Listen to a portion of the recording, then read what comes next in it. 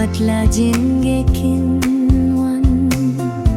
Shadiye na phi bait Nganan kinran Kumbanga lakula Deitang happy bait Ngala shani askim Ngala shani askim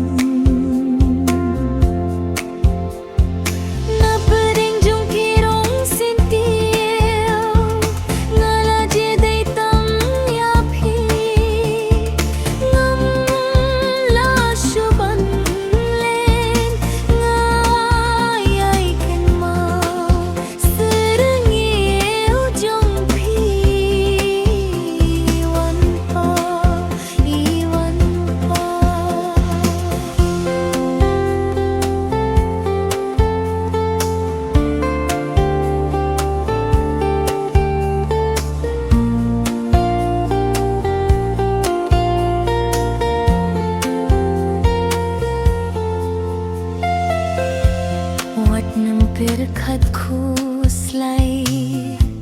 watnyam duki jing kirmen na binta junga